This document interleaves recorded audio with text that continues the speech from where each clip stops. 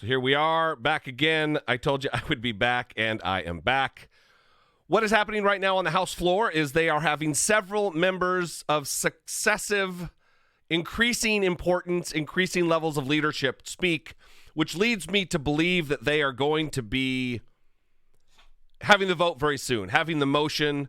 There might be some type of procedural delay, but it looks like it's going to be happening soon. So I think we should just get right to it. What I'm going to do is switch over to the main feed of the proceedings, and then I will be back and forth as it happens. We'll just switch over now to the one window, and then I'll go straight to the full view when they start going back and forth between people. We'll see where we are. These articles of impeachment may permanently damage our republic. From this day forward, a hyper-partisan, bare majority can cite this precedent.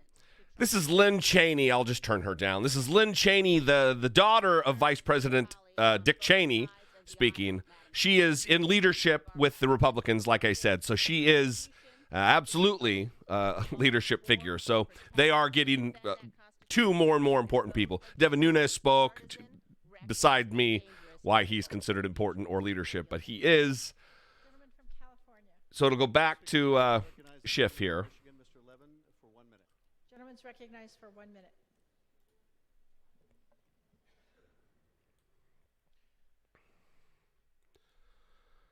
Madam Speaker, today we proclaim that no person is above the law, not even the President of the United States.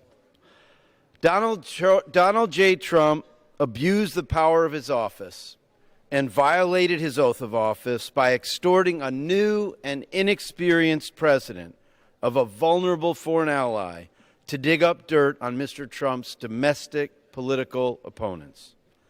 He then obstructed the Congress, this equal branch of our government, from undertaking our duty, outlined in the Constitution itself, to investigate and check these violations.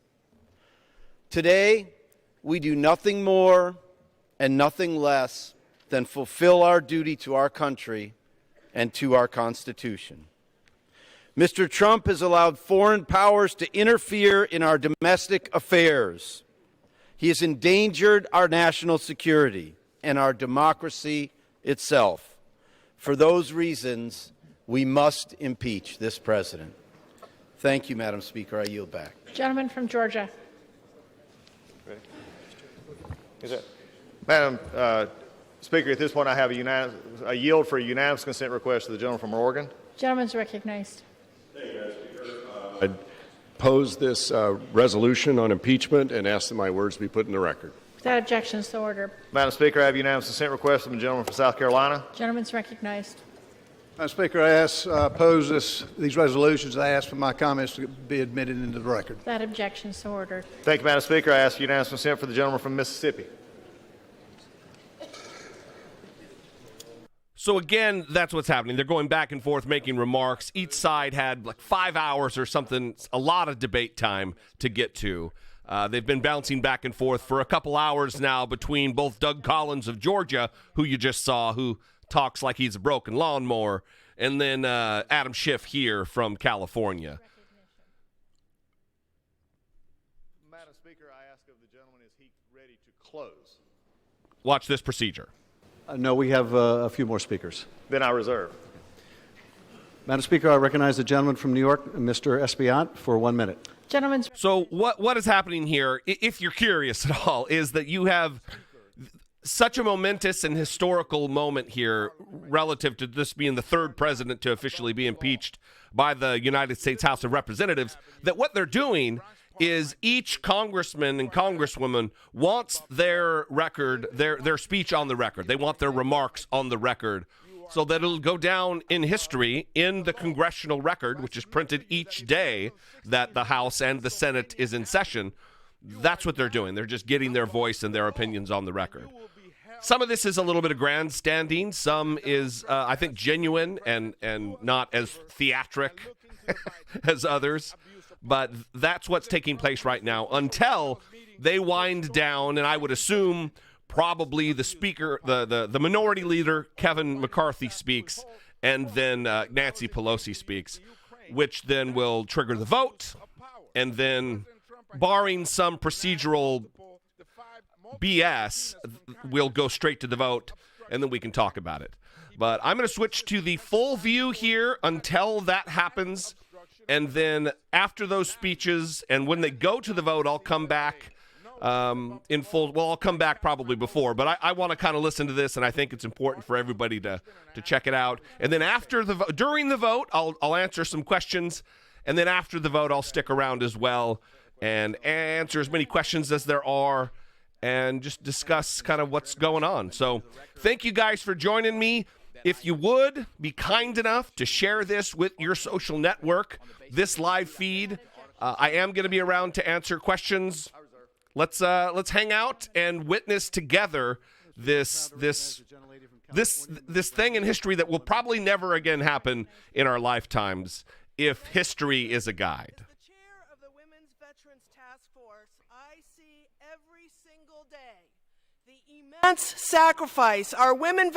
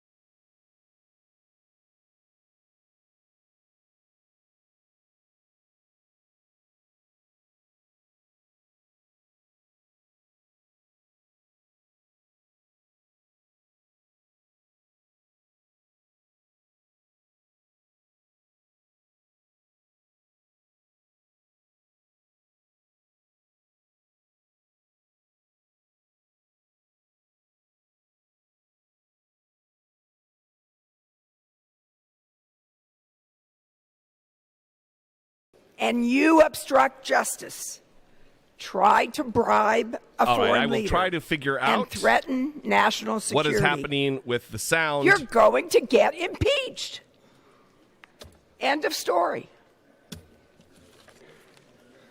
Video's back. Gentleman from Georgia. Thank you, Madam Speaker. At this time, I recognize the gentleman from North Carolina for a unanimous consent request. Gentleman's recognized.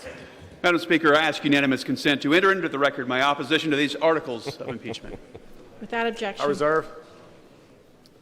Gentleman from California.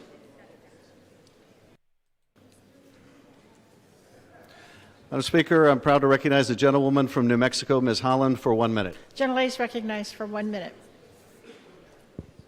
Madam Speaker, I stand before you as a representative of New Mexico, a place where we believe in dignity and respect for all. All right, I tell you what I'll do. Here is what I'll do. Let me turn my headphones up. I will just let's talk about this a little bit until the actual the meat of this starts happening after these specific floor speeches end. If anybody has questions, I'm sure available to do that. I have been around watching this all day, and it has been quite remarkable, to say the least. The bouncing back and forth between Democrats who are talking about the actual evidence, the actual investigation, the details, and Republicans talking about process and fairness and even ones who do talk about evidence are just talking about some fantasy land, that acting as though none of this happened, acting as though what is in the transcript that Trump screams about for everybody to read, they act as though what's in it is not in it, that there wasn't a bribery, there wasn't a scheme to extort the president of Ukraine. It's remarkable.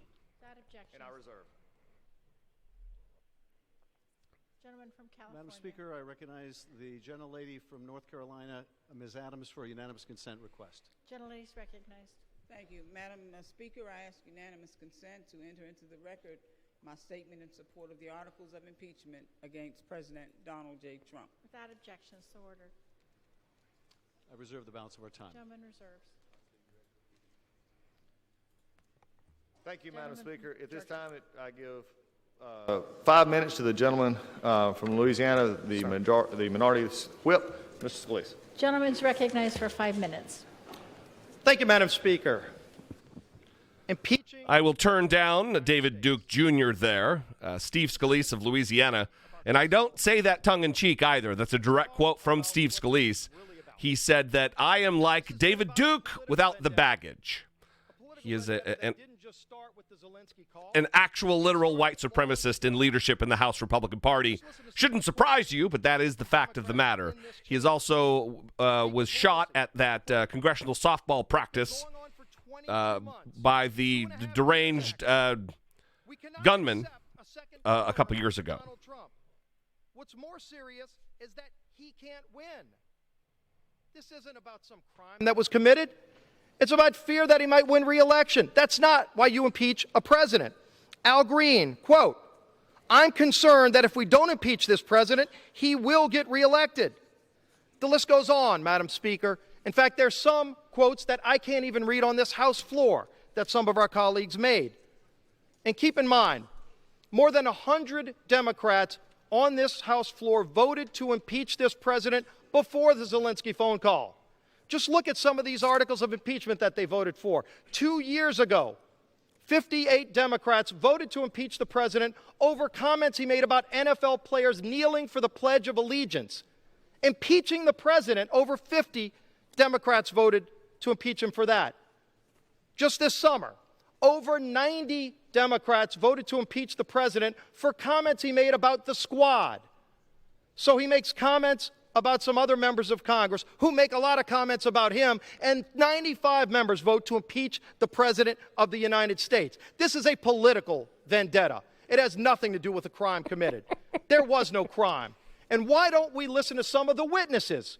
Obviously, we weren't able to call all the witnesses we wanted, but there were witnesses. In fact, Gordon Sondland, U.S. Ambassador to the European Union, he's mentioned over 600 times in the Schiff report. He was their star witness. And what did he say? All right. Yeah, I saw a comment there. Did he just quote Al Green? There's a congressman whose name is Al Green. It's not the soul singer, pastor Al Green that you're thinking of. Probably not. No. Any preconditions for a White House meeting? Under oath he testified, no. Abuse of power.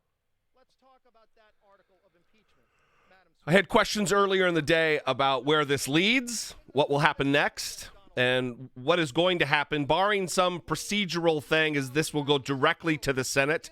Right now, there's some kind of a debate about slowing the transfer of the articles of impeachment, the voted upon, the approved articles of impeachment, slowing their process to the Senate, because once it goes to the Senate, the trial is in their hands. Article 1, Section 2 of the Constitution gives sole power of impeachment to the House of Representatives. Article 1, Section 3, gives the sole trial, the power of trial of impeachment to the Senate. So once it leaves, the House doesn't really have any control over that. They will have a House manager and a team of prosecutors, so to speak, who will be there to try the case in the Senate, but they don't have any say, any authority, any power over the process of the trial that takes place. The Chief Justice of the United States Supreme Court, John Roberts, he'll preside over the trial, and then Mitch McConnell will be the foreman of the jury because he is the majority leader of the Senate. So they're trying to, through whatever parliamentary procedure, slow the process of once the vote. And this is one of the reasons why I have been banging a drum about slowing down the process, because now we're here and they're like, oh shit, we need to slow this down because now it's going to go to the Senate. This could have been we could have bumped this vote back a week or 2 weeks or as long as we needed to, through investigation, through the pace of the investigation, through more subpoenas, waiting for the court to take some of these refusals to comply with a subpoena, take it to court to force their compliance. And they chose not to. So that's on them. We are where we are. Once it goes to the Senate, then we'll see what happens. Black Widow in A says, why does Trump keep blocking Mulvaney, Bolton, Pompeo, and Giuliani from testifying? If these four men can exonerate Trump, let them testify. Well, that's kind of the question everybody wants to know, because of the fact that, innocent people who have witnesses who can exonerate them of the charges that they face, don't keep them hidden.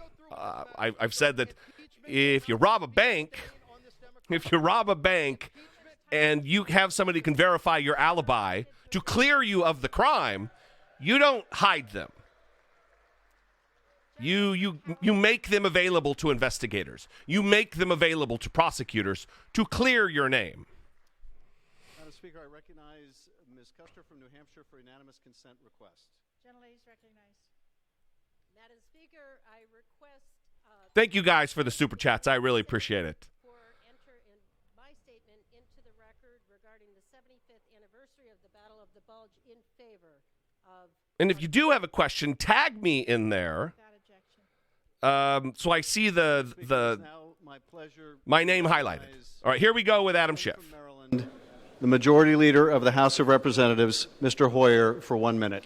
Gentleman's recognized. Again, greater succession of leaders. This is Steny Hoyer, the Majority Leader. My colleagues. The gentleman will suspend. The House will come to order. I'm still with you. Just full screen for you. Gentleman's recognized. Madam Speaker, I have had the honor of serving in this House for over 38 years. I've served during 6 presidencies. I've been here through moments of tremendous progress and terrible tragedy. I've seen periods of rank partisanship and patriotic bipartisanship. I've seen our two-party system work, and I've seen it break down. Never, in all my years of serving in this great institution that I love, and the people of my district, did I ever expect to encounter such an obvious wrongdoing by a President of the United States.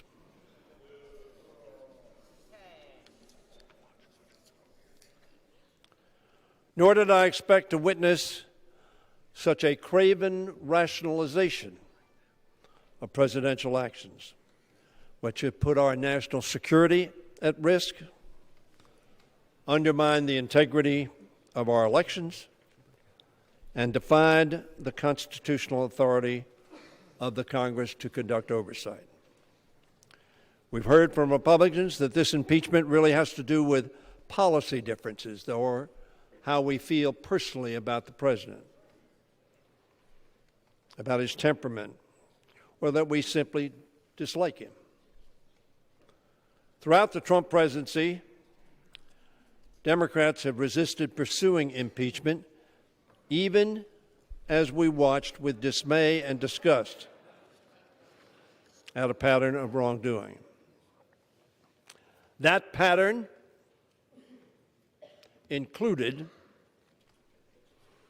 ordering federal agencies to lie to the public firing the FBI director for refusing to end investigations of his campaign, siding with Vladimir Putin against our intelligence agencies, taking funding away from the military to put towards an ineffective border wall, and setting policies that have led to the separation of families and caging of children. We have, to be sure, deep disagreements with the policies and actions taken by this president. There's been a lot of talk about the 63 million people who voted for Mr. Trump. Little talk about the 65 million people who voted for Hillary Clinton.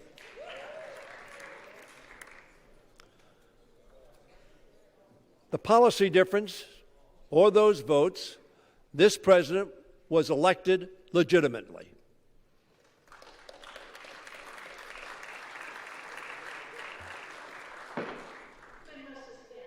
The House will stay in order. The gentleman deserves to be heard. Gentleman's recognized.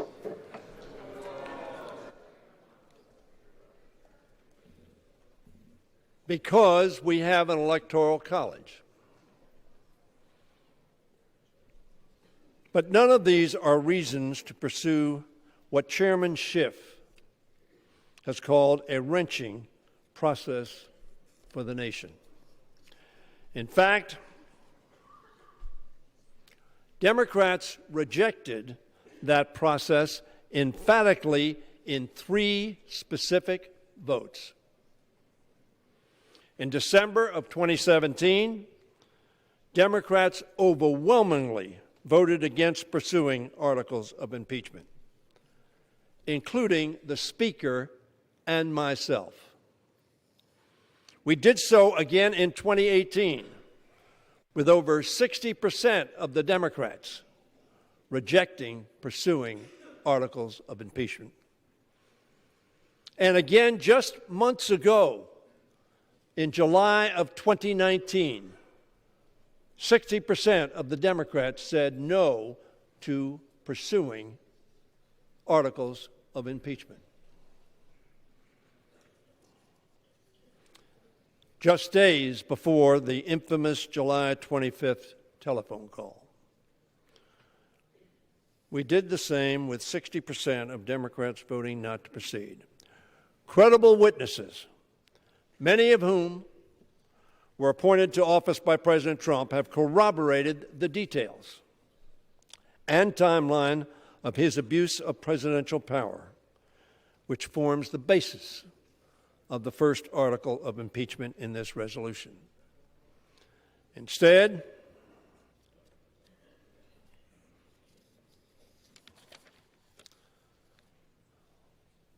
I will not recount all of the witnesses or abuses that have occurred.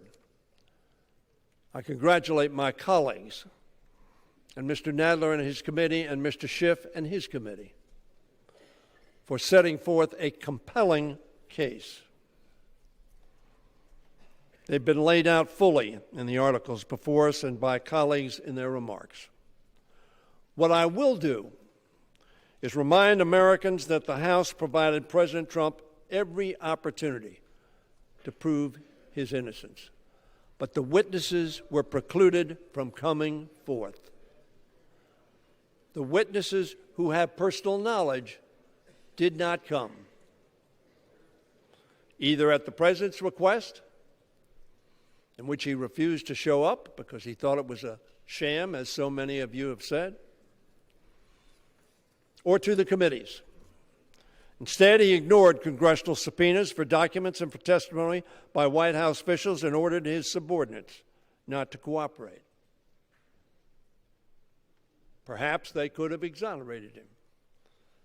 This itself, I suggest to you, is unprecedented. When President Nixon and Clinton were asked to hand over documents and allow officials to testify, ultimately both complied, because it is the law. Such actions of the president can be taken as further evidence of his obstruction and abuse of power. It is, in and of itself, impeachable conduct, the subject of the second article of impeachment.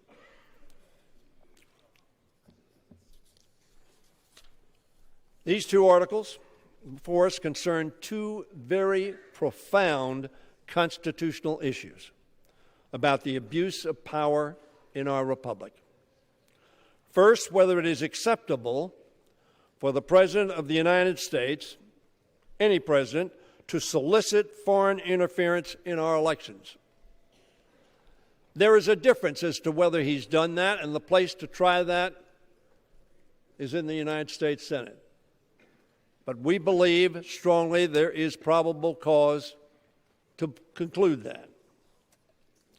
To undermine our national security, the integrity of our elections, and the integrity of our democracy. And secondly, whether it is permissible for the President to obstruct Congress and act as if he is above the law and immune from constitutional oversight. On December 4th, the Judiciary Committee heard the testimony of constitutional law experts who weighed in on these points. Some 1,500 historians have said the same thing. As Professor Noah Feldman said, if we cannot impeach a president who abuses his office for personal advantage, we no longer live in a democracy. We live in a monarchy, or we live under a dictatorship. The votes we are about to take concern the rule of law and our democracy itself. Let us not forget the words of John Locke, so influential to the founders of our republic. John Locke, millennia ago, said this: wherever law ends, tyranny begins. This impeachment asks whether we are still a republic of laws, as our founders intended, or whether we will accept that one person can be above the law. In America, as we have said over and over again, no one is above the law, but only as long as we hold every person accountable for breaking the law, even a president, will that be true. If the House does not act, if we wait and delay, we run the risk of allowing the president's misconduct, if we believe it to be so, to be repeated at the expense of the integrity of our elections, our national security, and our constitutional system of separation of powers. Democrats did not choose this impeachment. We did not wish for it.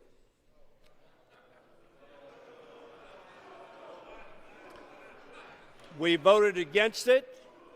We voted against it once. We voted against it twice. We voted against it 3 times as recently as July. We did not want this. However, President Trump's misconduct has forced our constitutional republic to protect itself.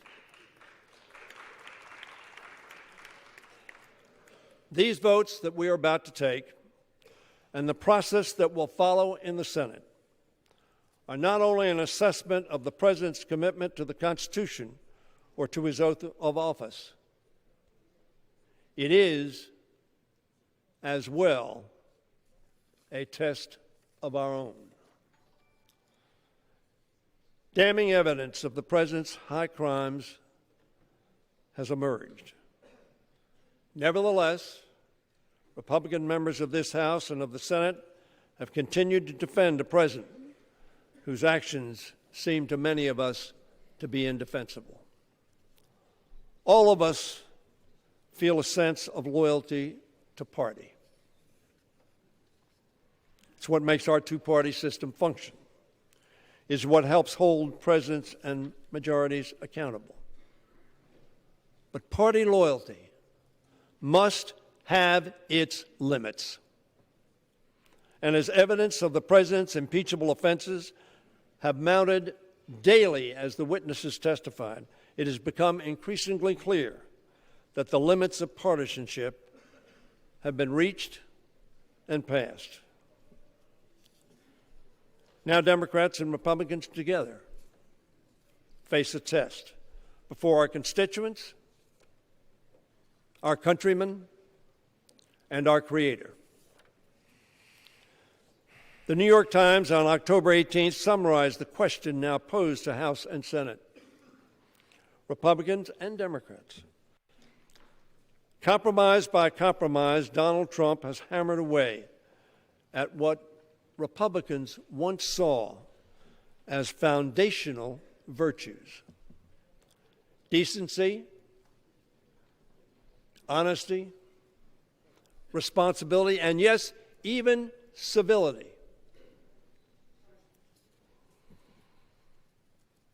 Went on to say, will they commit themselves and their party wholly to Mr. Trump, embracing even his most anti-democratic actions? Or will they take the first step towards separating themselves from him and restoring confidence in the rule of law? Madam Speaker, we have seen Republican courage throughout our history, from the Civil War to the Cold War. In 1950, Margaret Chase Smith, the senator from Maine, a Republican, spoke bravely against the cancer of McCarthyism in her party, leading 6 of her Republican colleagues in a declaration of conscience against their own leadership. We are Republicans, they declared, but we are Americans first. In 1974, one congressman took the brave and principled step of becoming the first Republican on the Judiciary Committee to support impeaching President Nixon. He said to his colleagues and to the country, and I quote, "It isn't easy for me to align myself against the president to whom I gave my enthusiastic support, on whose side I've stood in many legislative battles, whose accomplishments in foreign and domestic affairs I've consistently applauded. But it is impossible," he went on to say, "for me to condone or ignore the long train of abuses to which he has subjected the presidency and the people of this country. The Constitution and my own oath of office," he said, "demand that I bear true faith and allegiance to the principles of law and justice upon which this nation was founded." And he concluded, "And I cannot, in good conscience, turn away from the evidence of evil that is to me so clear and compelling." My colleagues, that congressman's name was Larry Hogan, Sr. He represented the 5th District of Maryland, which I now represent. His son is presently the 2nd-term Republican governor of our state. When Larry Hogan Sr. died in 2017, every obituary led with praise for his act of political courage. Who among us, many years from now, will receive such praise as a man or woman of courage? Who will regret not having earned it? We've talked a lot about partisan differences. There is one person who has spoken today who is neither a member of the Republican Party nor the Democratic Party. His name is Justin Amash, who represents a Republican district. He left the Republican Party, and in doing so, he admonished his colleagues that, quote, "This president will only be in power for a short time, but excusing his behavior will forever tarnish your name. He spoke on this floor in support of the two articles that we will consider this evening. Neither a Democrat nor a Republican. Representative Amash, of course, is the only member of this House who has no allegiance to either party, but to his country. He is supporting, as I've said, both articles. We need not ask who will be the first to show courage by standing up to President Trump. The question we must now ask is, who will be the last to find it? The pages of our history are filled with Americans who have the courage to choose country over party or personality. But as President Kennedy wrote, the stories of past courage can teach. They can offer hope. They can provide inspiration. But they cannot supply courage itself. For this, President Kennedy said, each man, each woman must look into their own soul. I urge my fellow colleagues in the House and, yes, in the Senate to look into your soul. Summons the courage to vote for our Constitution and our democracy.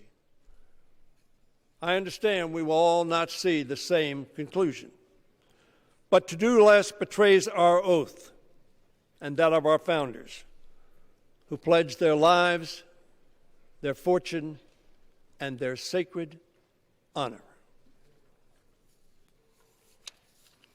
Let us neither turn away from the evidence, which to me seems so clear, nor from our good conscience, which compels us to do what in our hearts we know to be right.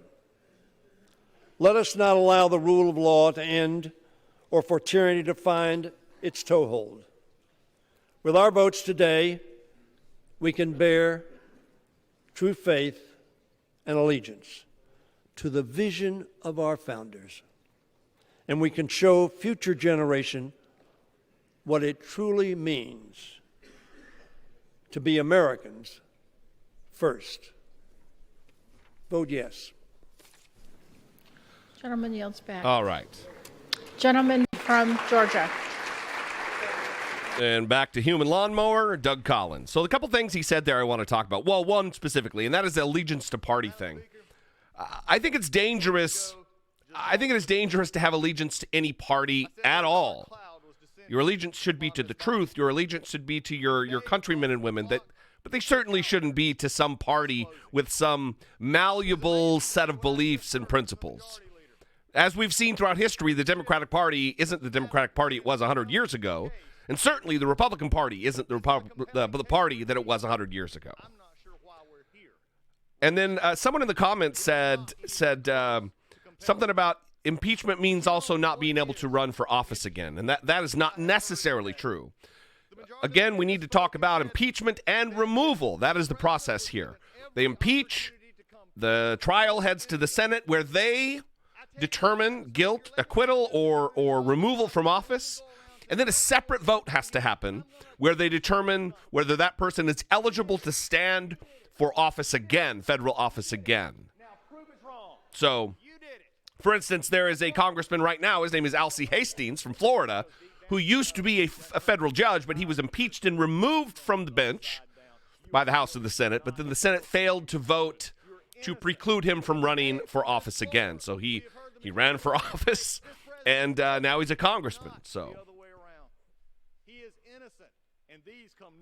he is innocent, he says. But what is left of this body? Let's have an honest conversation, Madam Speaker.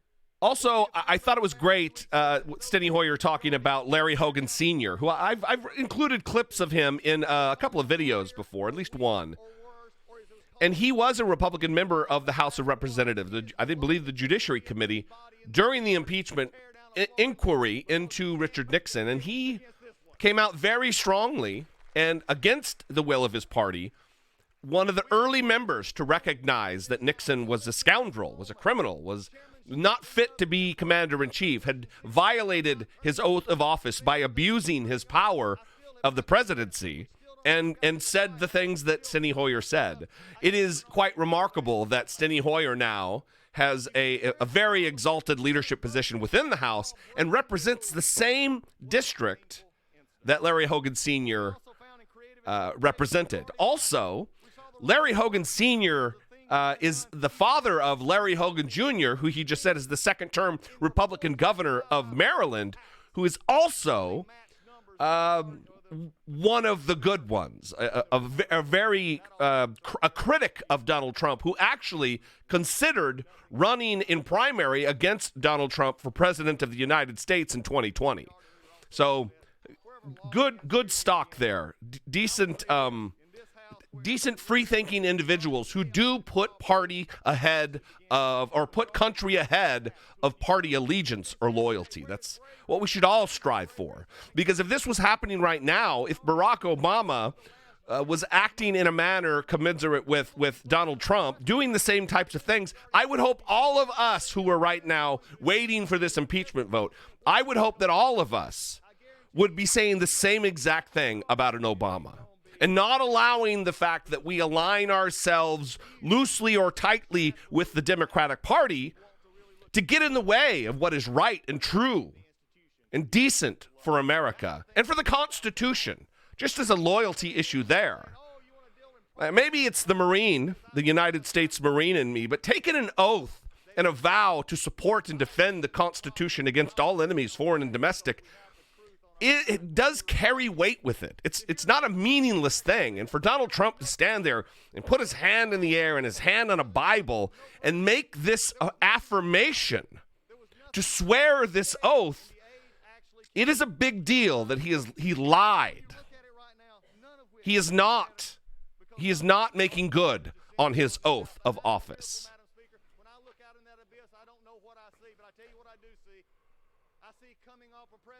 Put his head down even through this sham impeachment, and he will do his job. He will put the American people first.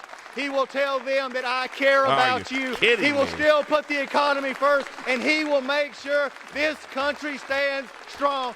That's what I see in this abyss. That's where we're going.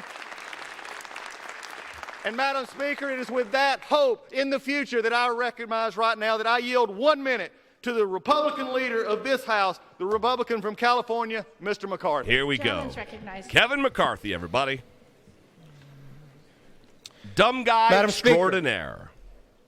I must warn you, I'm about to say something my Democratic colleagues hate to hear. Donald J. Trump is President of the United States. Audience of one, everybody.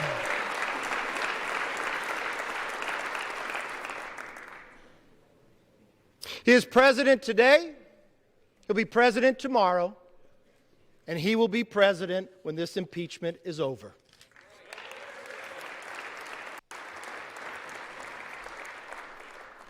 Madam Speaker, when they accept that, maybe this House can get back to work for the American people.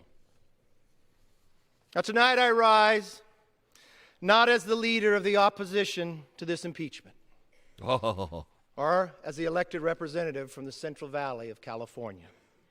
I rise as Kevin McCarthy, citizen. Oh, you do, No better, no worse than the 435 representatives that are in this chamber, or the 330 million Americans watching this institution make what I believe to be one of the worst decisions we have ever made.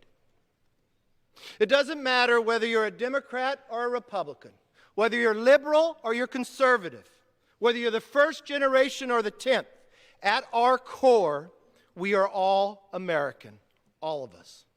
We choose our future. We choose what kind of nation we want to be. Here is our choice tonight. Will we let impeachment become an exercise of raw political power, regardless if it damages our country? Or will we protect the proper grounds and process for impeachment now and in the future? For months, Democrats and many in the media have attempted to normalize the impeachment process that would remove a duly elected president from office. After 3 years of breathless and baseless outrage, this is their last attempt to stop the Trump presidency. Madam Speaker, Speaker Pelosi even recently admitted that Democrats have been working on this impeachment for 2.5 years. Those were her words, they were not mine. Because they lost to him in 2016, they'll do anything or say anything to stop him in 2020. Thank you very much, Elton. That's not America. That's not how democratic republics behave. Elections matter. Voters matter. Yes, they do, Kevin McCarthy. And in 11 months, the people's voice will be heard again. Impeachment is the most consequential decision Congress can make other than sending our men and women into war. Yet 85 days ago, Speaker Pelosi chose to impeach the President of the United States. She wrote the script and created an artificial timeline to make the details fit. Why else are we doing this just hours before Christmas? Oh, Christmas. If that's all it was, a rush to judgment, she could be forgiven. But before the Speaker saw one word or one shred of evidence, she moved to impeach. In the past, in this body, such a step demanded a vote from all of us from the start. But not only did she move to impeach before she gave this House and the hundreds of millions of people we represent a say in whether to pursue an impeachment inquiry, she threw out the bipartisan standards this House gave President Nixon and Clinton. That is why I immediately sent Speaker Pelosi a letter asking her to follow the rules of history, of tradition. Thank you, Pixel, and very follow much. those standards that have served America well. What did she say? She rejected it. She rejected it because Democrats knew a fair process would crumble their case. A fair process would have exposed to the American public what many already knew. Democrats have wanted to impeach President Trump since the day he was elected. And nothing was going to get in their way, certainly not the truth. Madam Speaker, Chairman Schiff said he had evidence, more than circumstantial, of collusion. All right, this is just going to That go was on and false. on and on. So In I January, will, where we all stood in this body. we will turn him down while I talk about a couple things. One, Simon, the dog is sleeping. I don't know if you can hear him snoring, but that is what he's doing right now. And he's an old man. He doesn't like to be picked up and put in front of the camera. Pixel, thank you very much for the super chat. To kind of address your point, I wanted to talk about what he just said about elections mattering, voters mattering. They matter so much. They matter so much to Republicans, and the Constitution matters so much to Republicans that when Obama, in the last year of office, had a vacancy when Antonin Scalia died, the Republicans didn't do their constitutional duty of advise and consent in the Senate and refused to give him an up and down vote. That's how much they care about elections mattering, voters mattering. It's deflection. It's jingling shiny keys, hoping to distract someone. The other thing that they continue to say, they've been saying it all day long, is whining and sniveling about impeaching a duly elected president. Well, you can't elect. We can't impeach a president who's left office. That's not how it works, dickface. So The only way to impeach a president is one that's duly elected. And our founders wrote into the Constitution in Article 1, Section 2, Article 1, Section 3, Article 2, Section 2, all of the parameters for impeaching a president. It is a constitutional action that's taking place. These Republicans get up in front of the mic and they say things like the socialist Democrats. Oh, finally they care about the Constitution. When they don't even grasp the importance and the details of the document itself. If something is so to be revered, so important, the details matter, Kevin McCarthy. They matter. I will never understand, and I think it's great, that leaders of the Democratic House have been saying several times today that when history records this moment, when history talks about this moment, when this day gets talked about in textbooks, they're going to look at Republicans shamefully. A clear view of what took place will happen because we'll have the benefit of all of the data, of all of the history, of all of the facts. They're not going to look great. They're putting party ahead of country, and it will be recorded as that. It's not going to be, oh, the Democrats railroaded Donald Trump, who was doing a great job. That's not what it's going to be. Squeedo, thank you very much. But Speaker Pelosi is still moving forward with this impeachment without evidence of facts. I'll turn him up just a little bit. The Speaker says it is out of allegiance to our founders. On this, I agree. I agree with the Speaker. We should listen to the founders. And if one does, it's very clear that this impeachment is unfounded and improper. In the Federalist Papers, Alexander Hamilton wrote, there would always be the greatest danger, that impeachment would be driven by partisan animosity instead of real demonstrations of innocence or guilt. That impeachment would be driven by partisan animosity instead of real demonstrations of innocence or guilt. James Madison, another author of the Federalist Papers, wrote, the danger of legislative abuse must lead to the same tyranny as is threatened by executive abuse. The founders did not want impeachment. So he's asserting there that by doing their constitutionally outlined duty of impeachment, that is a legislative abuse. What would be a legislative abuse and an abdication of their power would be to not impeach Donald Trump for trying to extort and lure in to a scheme of political benefit, personal, private political benefit, a foreign leader. It would be irresponsible of them, and it would be them violating their oath of office to not impeach. That's why early on, shortly after Helsinki, I came out as a proponent for impeachment. Not since day one. Look, we knew he was going to be a terrible president.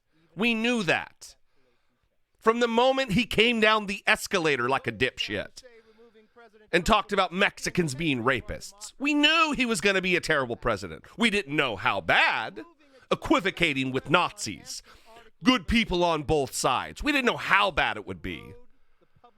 We didn't know he'd stand shoulder to shoulder with an enemy, the leader of an enemy, adversarial nation, and say, yeah, I know all my intelligence people that Russia did.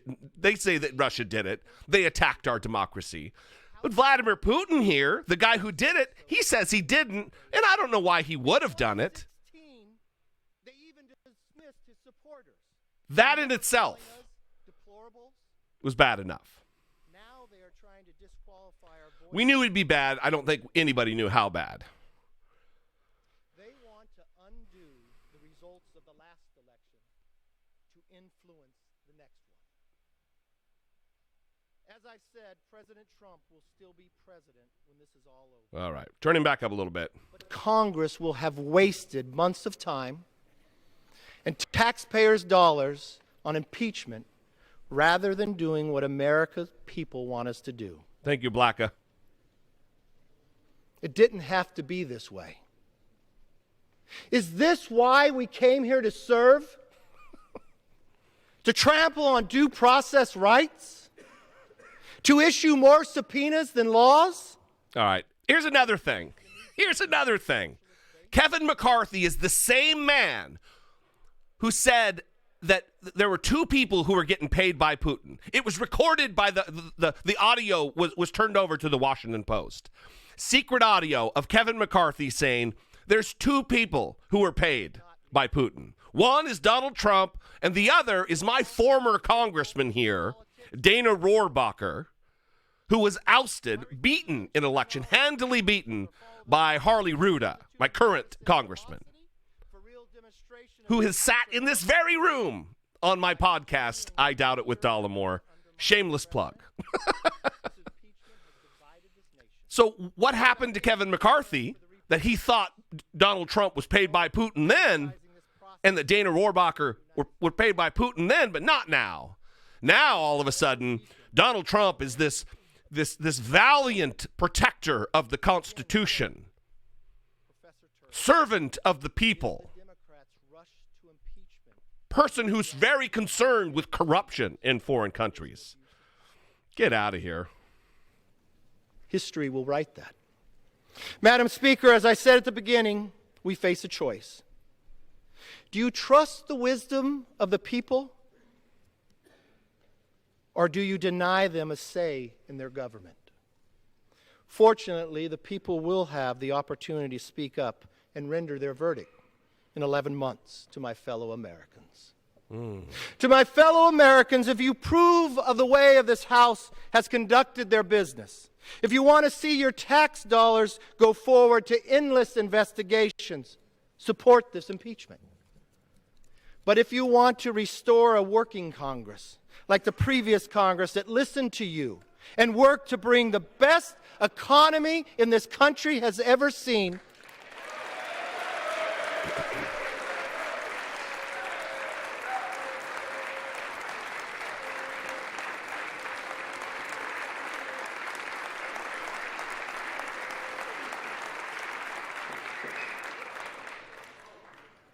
and one that once again will work with the President to get things done for you and your family, then join with us in rejecting this baseless impeachment.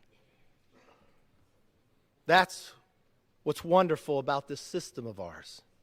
We are a government of, by, and for the people.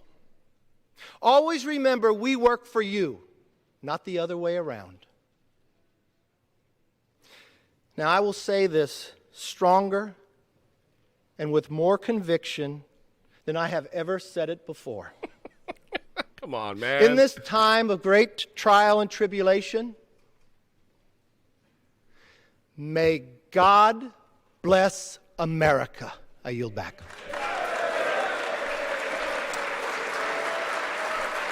Speaker, I yield back. Gentleman from California is recognized. This should be it. House will be in order. Gentleman from California. Madam Speaker, I recognize myself for the remainder of our time. Gentleman's recognized. Madam Speaker, my colleagues, after 8 hours, let us return to where we began with the articles themselves.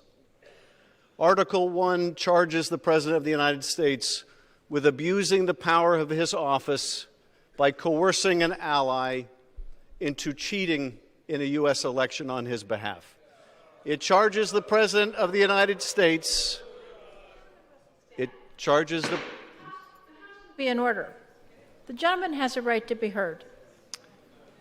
It charges the President of the United States. The gentleman shall suspend. Gentleman may resume.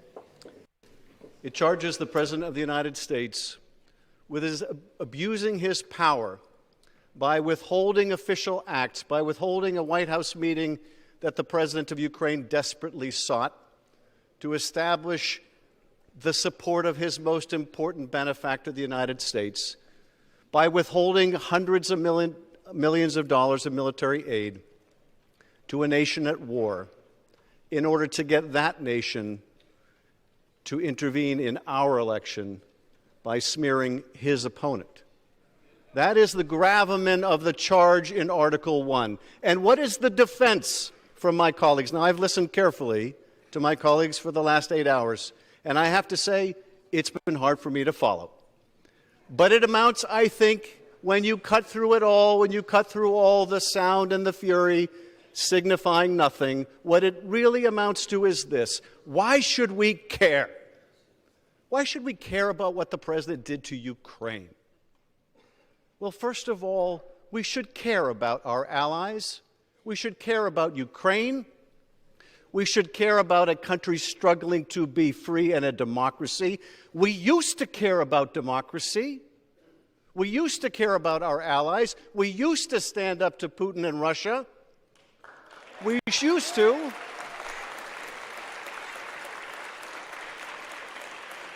I know the party of Ronald Reagan used to. Why should we care about Ukraine? But of course, it's about more than Ukraine. It's about us. It's about our national security. Their fight is our fight. Their defense is our defense. When Russia remakes the map of Europe for the first time since World War II by dint of military force, and Ukraine fights back, it is our fight too. And when the President sacrifices our interests, our national security for his election, he is sacrificing our country for his personal gain. That is the gravamen of Article 1. Article 2. Article 2 charges the President of the United States with obstructing the Congress, with denying the Congress any witness, any document, by telling all of his administration people, you will not appear. You will ignore a co-equal branch of government. And what is the defense to this from my colleagues? Again, it is, why should we care? He is the president of our party. Why should we care if he ignores this Congress? Well, I remind my friends that he will not be the last president. There will be another president. And you may be one day, although you do not act like it, you may one day be in the majority. And you will want to hold a president accountable. And what will you say when that president says, you are a paper tiger, you have no oversight, I can ignore your subpoenas? What will you say? What will you argue? Well, no, that was different. Then we were in the minority. Then it was a Republican president. Will that be your argument? Is that how little faith you have in our democracy, in our Constitution? Is that how poorly you defend and uphold that Constitution? But finally, let me ask this question that overrides it all. Why should we care about any of this? And I will bring you to one conversation that came to light, because it's not the most important conversation, but in many ways it is the most revealing. It took place on September 14th in Ukraine, when Ambassador Volker sat down with Andrei Yermak, the top advisor to Zelensky. And he did what he should do. He supported the rule of law, and he said, you, President, you, Andrei Yermak, should not investigate the last president, President Poroshenko, for political reasons. You should not engage in political investigations. And you know what Yermak said? Oh, you mean like you want us to do with the Bidens and the Clintons? And in that abrupt, brutal retort, we see why we should care. Because what he was saying is, you, America, have forgotten what it means to uphold the rule of law. You have forgotten what it means to say that no one is above the law. We are a struggling democracy, but even we know better than that. What is at risk here? What is at risk here is the very idea of America. That idea holds that we are a nation of laws, not of men. We are a nation that believes in a rule of law. When we say we uphold the Constitution, we're not talking about a piece of parchment. We're talking about a beautiful architecture in which ambition is set against ambition, in which no branch of government can dominate another. That is what it means to uphold the Constitution. If you ignore it, if you say the president may refuse to comply, may refuse lawful process, may coerce an ally, may cheat in an election because he's the president of our party, you do not uphold our Constitution. You do not uphold your oath of office. Well, I will tell you this, I will uphold mine. I will vote to impeach Donald Trump. I yield back.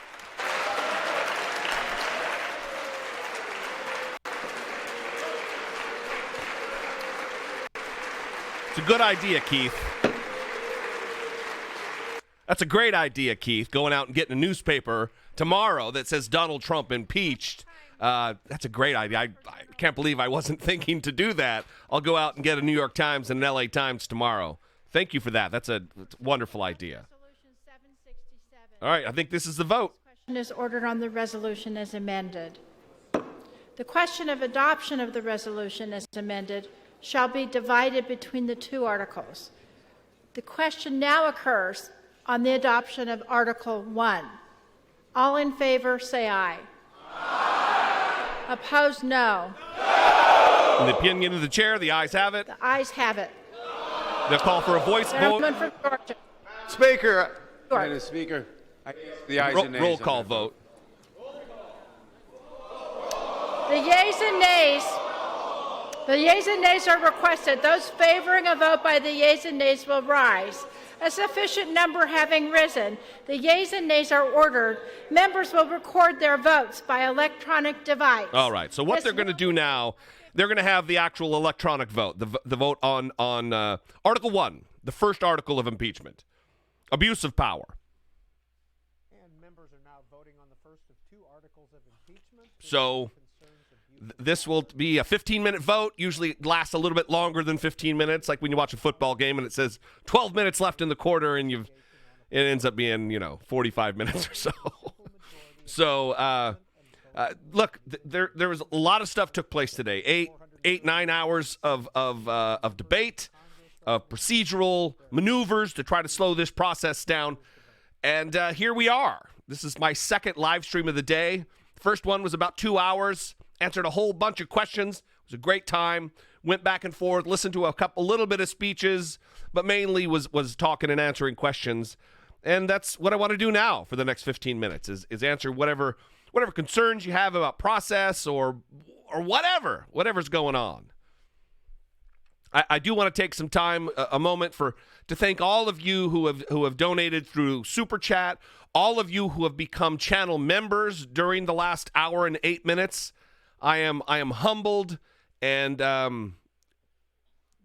beside myself with gratitude that you would think highly enough of me to give me your hard-earned money in support of my work here. Being an independent creator, not being under the umbrella of a larger organization like the Young Turks or some of these other agencies is can be daunting. It can be tough sometimes, but it's a beautiful thing to have the support of so many of you. So thank you very much. So if you have a question, tag me in the comments and I will see them and answer them accordingly.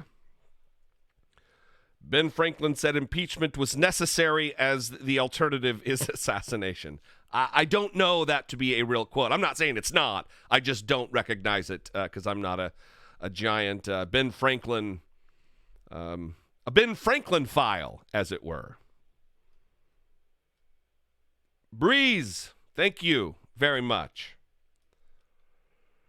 Yeah, this vote is going to go down. There will be a handful of Democrats who say no, but for the most part, it is going to go down. Both of these are going to be passed and approved, and then we'll have to see what kind of procedural maneuver they do to slow the articles actually being delivered to the Senate.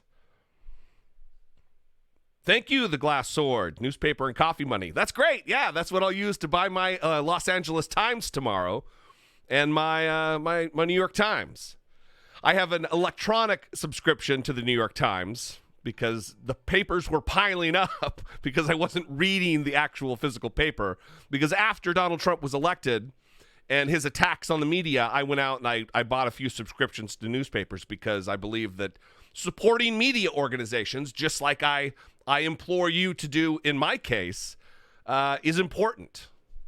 Talking about the truth and having an unfettered access to the actual details is very important in these times when we have an autocratic-leaning dipshit president who wants to attack the media, who wants to attack the truth. Now, I don't consider myself a journalist in the true sense of the word, but I certainly am trying to make an effort to hold, speak truth to power and hold the powerful accountable.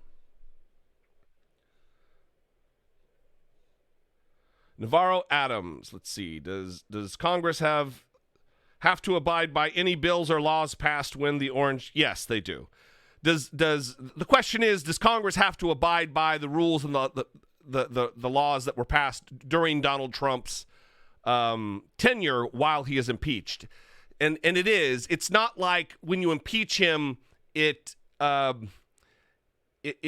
erases the record. It doesn't do that. It just, we've got a problem with this president. We need to get him out of there.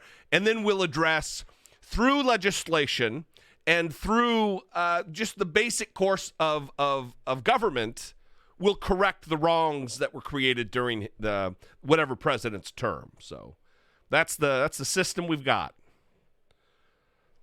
Jessica, with love from Idaho. Oh, Idaho, nice. My home state. With love from Idaho, should we be worried about any gun violence tomorrow, or do I think it's an empty threat? Well, Jessica, I actually answered this earlier today. Not like, hey, you shouldn't have answered this because I talked about it earlier, but I don't believe there might be isolated incidents of some guy getting drunk in a bar and then, being a dipshit, but I think largely all of that talk that we've been hearing is a lot of bluster. I don't think people are going to take to the streets and get violent. I don't fear for my safety right now. Maybe I'm naive, but that would be my prediction, is that there's not.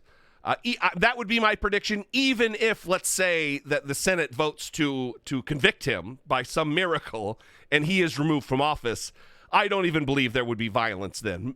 Again, save isolated incidences that we can't predict. Like, no one could predict the MAGA bomber.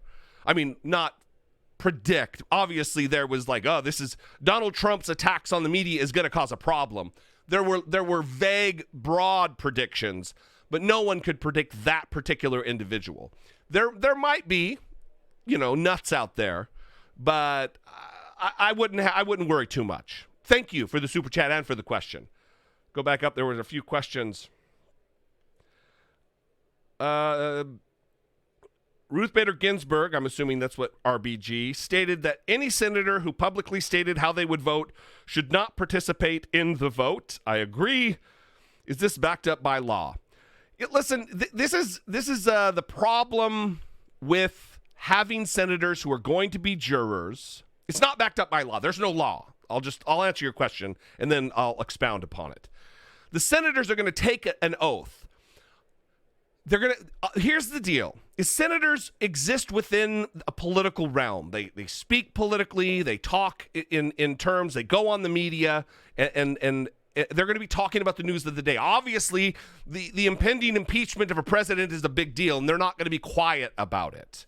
Now, when the trial convenes and the senators are sitting in the chamber of the Senate during the trial, they're going to take an oath to be impartial, to listen to the evidence, to weigh the facts. And we just have to take their word that they're going to do it, even though Mitch McConnell has already said, I'm not interested in that. Lindsey Graham has said effectively, he's not in it. He's in it to get Donald Trump out of trouble. Well, that isn't the act of an impartial juror. However, Kamala Harris, my senator from here in California, She's also said things that she probably shouldn't have said, taunting Donald Trump on Twitter. No one's asking her not to sit as a juror.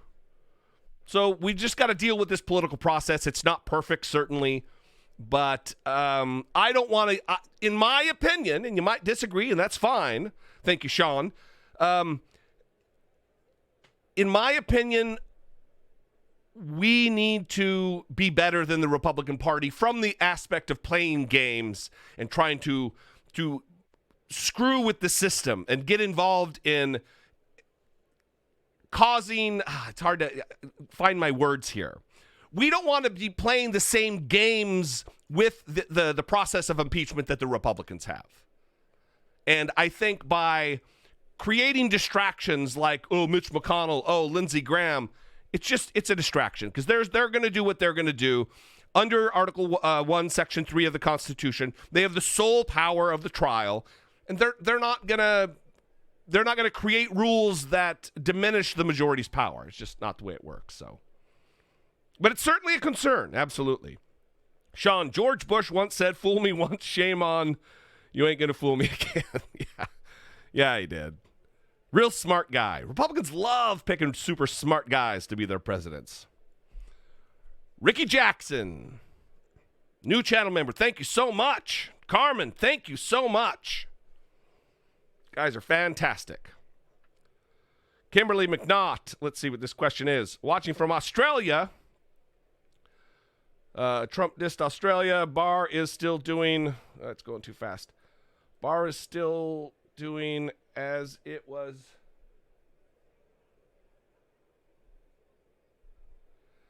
Well, I don't think anybody in this room, few in this room would disagree with you, Kimberly, that Donald Trump needs to be impeached and removed.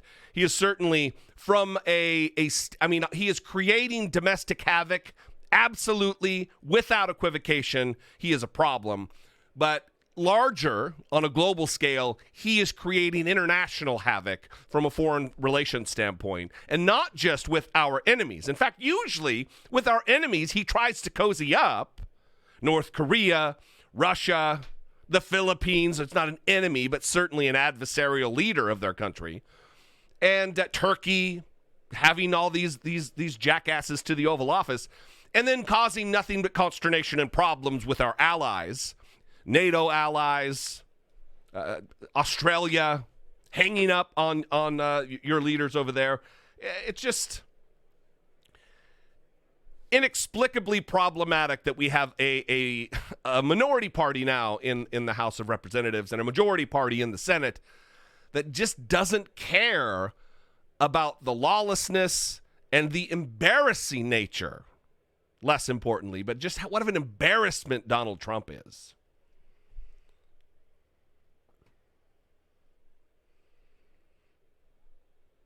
So just about 4 minutes, I would say about 5 minutes before they close the vote. They'll close. Here's what will happen with this vote here. So it says 352 left. If all the votes are counted, they will cut the vote. It won't continue to go on waiting for someone else to vote when the number has been reached. But we still have 77 men and women who haven't voted. So notice that there's a lot of lagging with Republicans voting.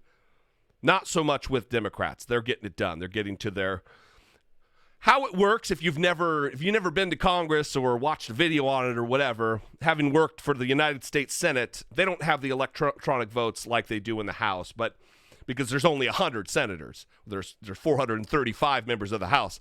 There's a little they have a little key like a hotel key slider, and there's a little machine on the back of each of these benches that they can stick their card in, which registers who they are, and then push the button to vote whichever way they're going to vote. So they don't have to stand before and have the clerk call the roll and give their vote. It's electronic. And then there's the big giant board. The view that we're facing here, or I'll go back to it here. The view that we're facing here, if the camera were to pan up, even above where the speaker's chair is, above the gallery, there's a giant board with a giant lit board up there with all of their names that says how they voted, so they can follow along tally by tally as the votes go. If anybody is even interested in that, that's how it works. Jesse Dollemore, do we have a foreshadowed date for the trial in the Senate, or will that date be revealed when they convene after the new year? Excuse me. Yeah, we don't know yet. There isn't a date yet, because I was talking about earlier, the House is trying to do something relative to slowing the articles of impeachment being transferred to the Senate, because once the Senate has control of them, it's out of the House's hands, and then the Senate sets the rules. They set the dates. They list the witnesses. It's not even up to the House, the impaneled House managers of the process, which I assume I would hope it would be Adam Schiff to lead the prosecution in the Senate. It's up to them. Look, this is sloppy. It's not perfect for us, but this is the situation we're in. And again, the reason we're in this, the reason we're in this situation is because elections have consequences. Had we flipped the Senate in 2018, we wouldn't be worried about this right now. Now, I'm sure all of you are great citizens who actually got out there and took the time and spent the energy to vote. But this should be a lesson to all of us that we could have done more. I could have done more. I'm in a safe district. I'm in a safe state, but I could have done more to get out the vote. Not only here, but I could have maybe donated five or 10 more bucks than I did to congressional campaigns. There's always more we can do, and this should be a lesson that going into 2020, we need to bust our asses to do what we can to help in congressional districts that are in jeopardy, to help with your candidate, especially once someone gets the nomination, to get Donald Trump out of office. To flip the Senate is a critical thing right now, that it's going to take all the effort. All of the stars are going to have to align. I'm trying to find the right metaphor here. All of the stars are going to have to align to flip the Senate. We're going to have to win Arizona. I mean, so many states up and down the list are going to have to flip, and it's going to have to be, on the order of a miraculous occurrence. And it's going to take activism. It's going to take organizing. So we're at 0 here. I'll turn up the thing and see where we are. Still have 40 non-voting members, so they're going to go a little bit longer. They'll give them a little leeway. And President Trump has been impeached by the House of Representatives for abuse of power. They've got their This one concerns majority. The abuse of power, and it states that President Trump withheld aid and a White House meeting to pressure Ukraine for an investigation. Now, this is only Article 1. They're going to have a separate vote for Article 2, which is obstruction of Congress, which is withholding witnesses, withholding evidence that was subpoenaed. That'll be the second vote, and then it will be official that Donald Trump is impeached on 2 counts. What this means right here, this particular vote, is that Donald Trump has officially, historically, been impeached on this particular count. But they're running these votes separate, so we will see if it passes the second. It will, but it is official.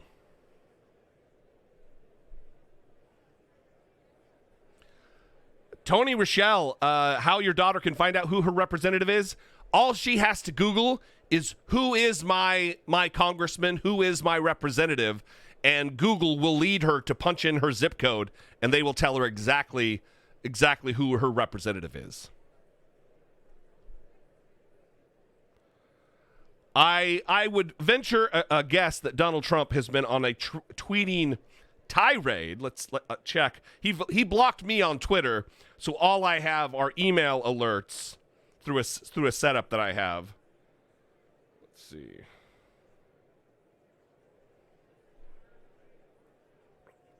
Wow, shockingly enough, he is not tweeting his little hands off. like I said, once the time runs out, they're still going to let this go a little bit. Now we're down to 27 non-voting members. They're going to want everybody to get their vote on the record because this is such a momentous, historic occasion.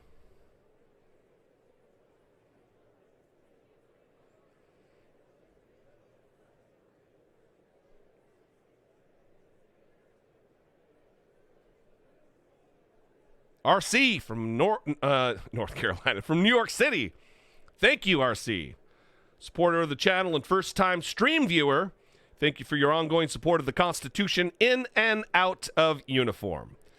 Well, thank you for your thank you. I appreciate it. You're welcome. I have a new uniform now. It's sport coats and dress shirts and apparel that I sell on my Teespring store. Which, by the way, since I'm talking about it, I might as well put a little link in here, even though I'm not much of a typer or live streamer for that matter. Need to get me some moderators, huh? Dollemore.info. That is the address right there that I just punched in. That's the address you can go to the Teespring store that has apparel for both the podcast and the YouTube channel. So all those Treason 45 shirts, those are there. This shirt I'm wearing right now, super comfortable, actually good quality. It is there too. And really, every purchase does absolutely help support the show and help support my efforts here, help support the channel. It is a great way to do it because, look, if you super chat and you ask a question, you're really not getting anything in return. I get that. You get that. I'm not trying to say you are, but when you buy something from the store, you actually get something. You have something you can put your hand on or put on your body. So it's a win-win, everybody.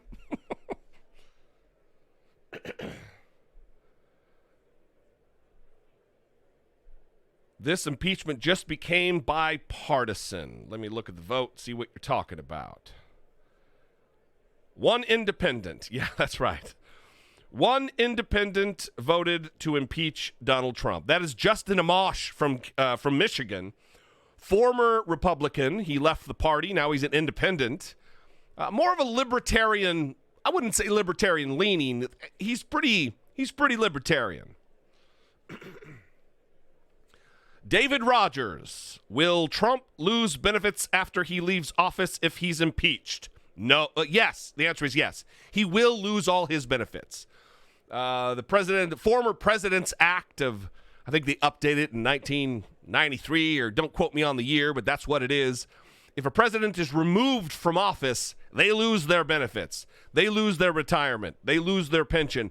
More importantly, they lose their Secret Service protection. They don't get to go through life in a bubble.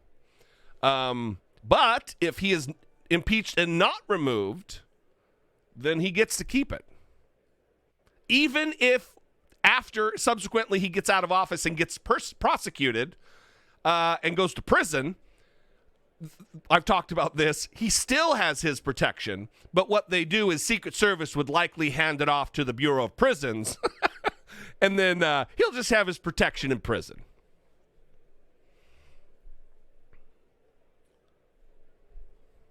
Oh, the one Republican, they changed their vote. Yeah, oftentimes this is what happens. It's probably a freshman Republican who doesn't know how to vote because they haven't done enough voting in the House because they've been obstructing legislation. But if you misvote and then realize you put the wrong thing in when you hit the wrong button, they can reverse it. Who do you think are the two Dems who voted against it? Well, one is Van Drew from New Jersey. I don't know he's officially switched parties yet. He may have, I don't know. But there are a couple of holdouts in the Democratic Party who are in Trump country. And so they're worried. What they're doing is they're putting their job ahead of what the good of the country. They're worried about getting reelected. They're not worried about actually holding Donald Trump accountable. And what should happen to them is they should be primaried, and guarantee you they will be primaried, and they're going to get the boot. And Van Drew is trying to avoid that by joining the Republican Party. And even his staff, other than like his chief of staff, but all the other staffers have bailed on him. They quit. And they wrote a letter saying, hey, listen, we didn't sign up for this, bro.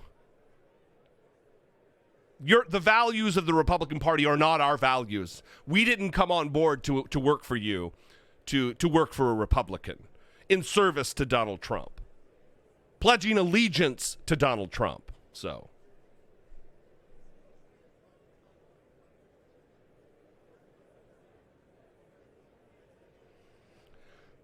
Kem Brown, impressive character from Justin Amash is who he's talking about. To stand up for the Constitution above his personal, need more senators with honor. Yeah, that's absolutely right. Justin Amash, I do not agree. I tend to romanticize or used to romanticize little L libertarian principles. Get off my back, government. I don't as much anymore at all, obviously, but he's a little obsessed about the libertarian thing, and on this Article 1, 4 non-voting members, and so anyway, I vehemently disagree with him on policy a lot, but he is doing the right thing here. Even Will Hurd, the congressman from Texas, didn't do the right thing. Will Hurd, who acted like he was a critic of Donald Trump, what I said earlier today was he bent the knee. He is now pledging his allegiance to Donald Trump and not forwarding this vote to the Senate to let them make the decision when it was clear what he did. Will Hurd, a former CIA officer. It doesn't make any sense. 3 non-voting members we're waiting for.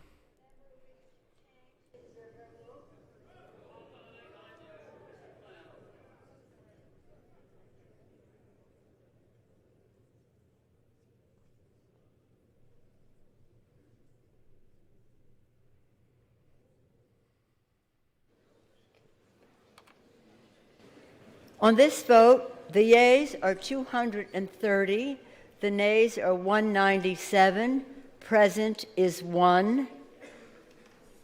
Article 1 is adopted. He is officially impeached. The question is on adoption of Article 2. The question is on the adoption of Article 2. Those in favor say aye. Those opposed, nay. No. The ayes have it. The ayes have it. For what purpose does the gentleman from New York seek recognition?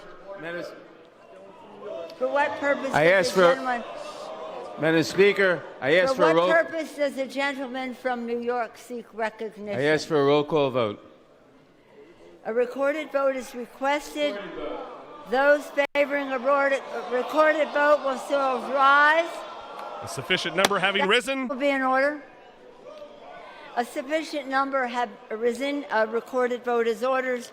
Members will record their votes by electronic device. And now is a 5-minute vote. 5-minute vote. All right. So back to questions. Sorry. And everybody. President Trump has been impeached by the House of Representatives for abuse of power. The House is now voting on Article 2, obstruction of Congress. And this time they're going with a 5-minute vote, not a 15-minute vote, likely because all of the members of Congress are actually in the chamber now, when before they may have been in their offices and needed to walk across the street or take the tram under the Capitol to get to the chamber. But since they're all there, it won't take nearly as long. Already 121, 122 votes, 125 in favor of impeachment on Article 2. So a lot quicker. So look, we are witnessing history here. I appreciate almost 1,500 people here coming together to watch this. It is a solemn day. There is solemnity to the proceeding, but it also should give us pause that our government, while slowly working And I think that was the intent of our founders, to have a government that didn't really blow with the winds of change, but operated slowly. Although it does work slowly, it does work. And that especially is the case for the judiciary right now. Many cases are being run through to their finality, some in the Supreme Court, some just in federal appeals courts. Most cases who have been brought against Donald Trump, to my knowledge, have not gone his way, which does point to the unconstitutional nature of his reign as president of the United States, of his administration. Because his chief policy advisor, or one of his chief policy advisors, Stephen Miller, he has people like that working for him, giving him advice and counsel. But I appreciate y'all being here. Means a lot. Does Trump's impeachment hurt his chances of re-election at all? It is hard to say. Trying to see the question again so I can say your name. Matthew Hafner. It's hard to say at this point. If I'm making predictions and I'm putting my finger in the air and seeing which way the wind's blowing right now, because anything can happen between now and then. We don't even know what kind of tricks the Democrats, strategy-wise, have up their sleeve. I say that euphemistically, not tricks. But we don't know. Right now, if I was to make a guess, I would say it's going to harm Donald Trump. Lot of campaign ads are going to be made out of testimony from the House impeachment process of dedicated and very highly respected individuals like Bill Taylor, like Army Lieutenant Colonel Alexander Vindman, who's in uniform testifying to the actions of his firsthand knowledge of the call between Volodymyr Zelensky and Donald Trump, which he was on. He heard the call. If I'm making bets, and I've been wrong before, I was wrong about Trump being elected. So, take this with a grain of salt. I'm not much of a prognosticator, but I think it's going to hurt him. But I'd like to know what you guys think.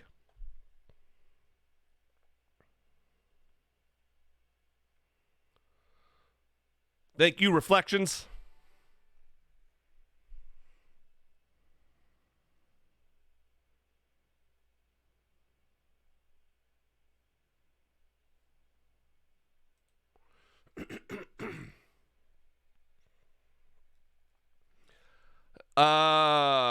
Squeedo, I agree. Trump probably won't be removed. I think if right now we're making decisions about that would be my prediction. Something seismic is going to have to happen in order for Donald Trump to be removed with this Senate, with individuals like Mitch McConnell and Lindsey Graham in leadership positions in the Senate.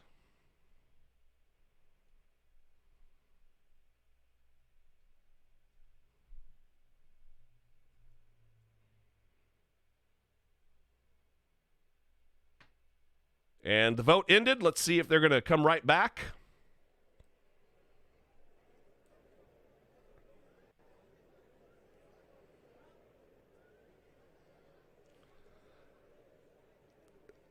John McHugh, Trump can't run again if he is in prison with all his cronies for the rest of his life. That is a factual statement. Donald Trump cannot run for office while in prison. I don't know what the likelihood of that is, but it is factual nonetheless. Are the votes anonymous? No, Kim. The votes are not anonymous. They will be registered. We will know. Right now, we know who voted which way. It'll report, and the media will get a copy of it. I'm sure it's on the House websites right now. You could go to the house.gov, and I'm sure they are displaying the votes right now.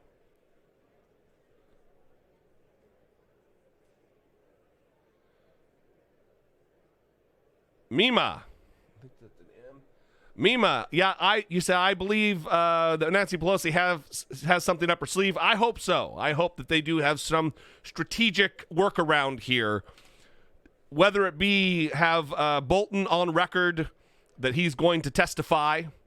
But, once it goes to the Senate decides who the witnesses are. So it's not quite as easy as that because the House doesn't have any control over the process once it leaves their chamber. And we know, that's a great question, Crypto, what will Donald Trump's prison name be? I don't know. Lil Citrus Fruit. I would caution everybody against, it's going to be very interesting, but I would caution everybody against, I don't mean this the way it's going to come across, but getting yourself worked up into a frenzy, expecting something dramatic to happen in the Senate. I think it's going to be pretty humdrum, and they are going to obstruct any actual justice being done here, ignoring the facts of the case, in order that Donald Trump will be able to hopefully put another Supreme Court justice on the bench, the likes of Neil Gorsuch, and Bart O'Kavanaugh, beer-drinking Brett Kavanaugh. So we will see.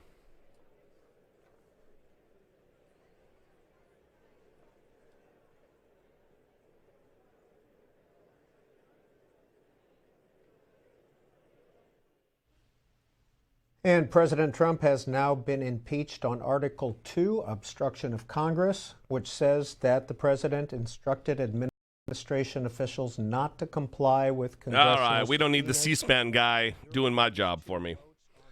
So he has. Now, two articles of impeachment. Again, I have talked at great length, about the fact that I believe that the Democrats dropped the ball they could have done obstruction of justice with Volume 2 of Mueller's report. They didn't do that. There was a detailed outline of what took place in the different instances of Donald Trump obstructing justice, which is a crime.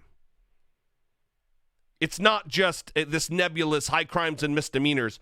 It is a crime.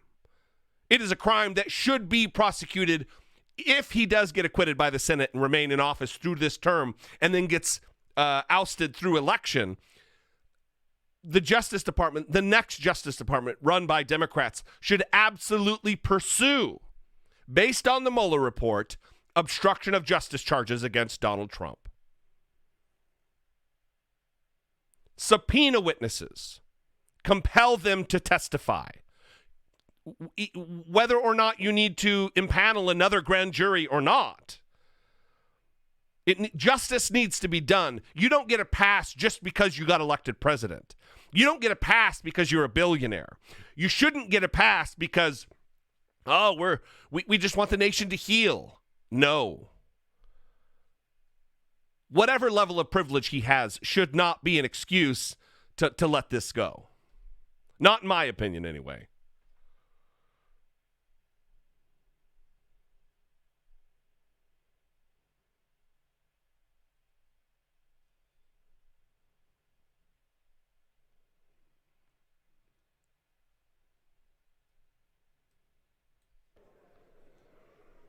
So shortly here, 39 non-voting members. You can see voting yea there, one independent. That's Justin Amash, former... Again, I don't need the C-SPAN guy doing my job for me. I'll turn him down.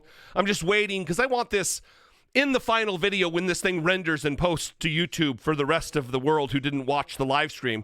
When they watch it, I want it all there for posterity's sake, to have Nancy Pelosi announce that he's been impeached, that the vote passed. It's important. And again, I thank you guys all for being here and doing this together as a group. Hopefully you guys are all subscribed to the channel. If you're not, I would invite you to subscribe. Maybe get your little name on the screen there. But this is the third president in the history of our 200 and change years republic that has been impeached, sending a trial to the Senate. That's a big deal. Andrew Johnson, the man who took over after Abraham Lincoln, was impeached and not removed. They tried to do it to Richard Nixon. It didn't take because he quit before they could impeach him. Bill Clinton, and now Donald Trump. When historians talk about Donald Trump, that'll be the very first thing that's mentioned. It is a stain on his presidency.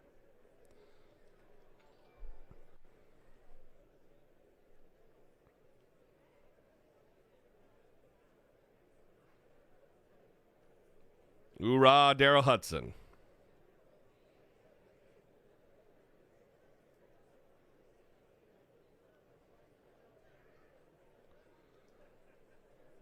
Navarro again with the question, why do the Republicans keep denying the clear testimony from 17 witnesses? Why do they ignore the facts? Because their allegiance is to Donald Trump. Their loyalty is to Donald Trump, not to country, not to the Constitution to which they swore an oath to defend and protect. It's to Donald Trump. It's to their overarching agenda of slashing taxes for the rich, slashing benefits for hungry children, SNAP benefits, and for giving massive tax breaks to corporations, which I just did a video about on Tuesday, yesterday. 91 companies on the Fortune 500 list not only didn't pay taxes, they got tens and hundreds of millions back in tax returns. That's almost 20% of the Fortune 500 didn't pay taxes. In 1952, 33% or so of tax revenue was generated through corporate taxes. Now that number's like 9 or 10%. This is a perversion of the way things should run in our country. The tax burden shouldn't fall on the citizens when these companies have been propped up and made profitable by the system in place. They drive on our roads with their trucks. Roads that are paid for by you and me. Amazon.com, $11 billion in profit last year. Didn't pay $1 in taxes, got $129 million back. Here we go.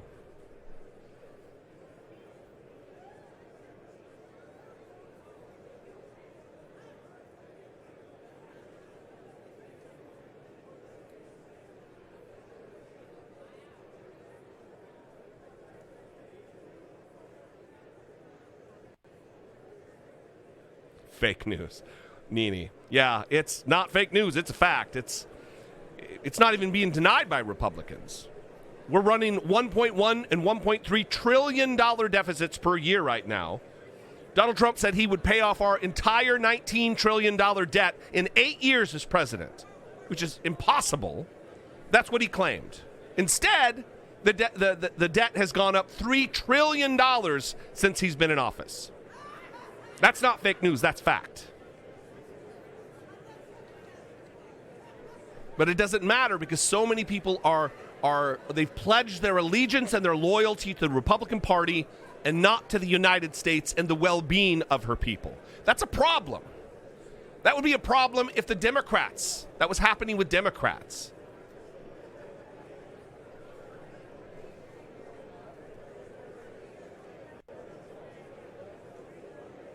Any moment now, Nancy Pelosi will announce that the second set of impeachment articles have been voted yay on, and that Donald Trump is now the third president in the history of the United States of America to be impeached, sending the trial to the Senate. 2 articles of impeachment. Article 1, abuse of power. Article 2, just being voted on right now, contempt of Congress.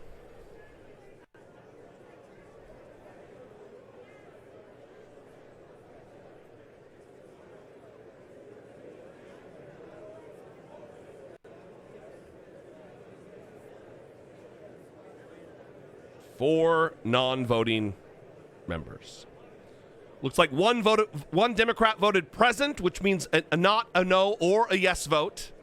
And that is perplexing. I wonder why they chose not to join in the actual process. 3 non-voting members, and we will hear from Speaker of the House Nancy Pelosi. And then I'll take your question. She's asking if any other members want to vote.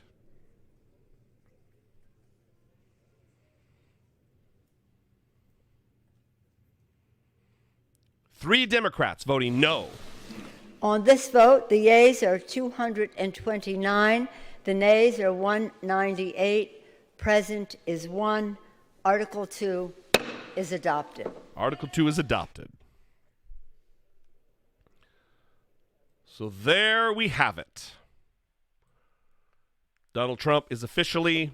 Also notice the decorum of the Democrats on the floor of the House right now. It isn't whooping and hollering.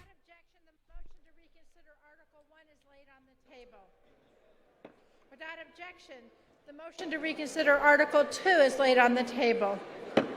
Pursuant to Section 7B of House Resolution 758, the House stands adjourned till 9 a.m. tomorrow. There you have it. So, that is it. Donald Trump's impeached. Barring some strategic machinations by the Democrats, I don't know how they would do it. I don't know the process that much, like a House historian or an impeachment historian. Barring some kind of maneuvering, this will move to the Senate here relatively quickly, and they will have to set their rules for the trial.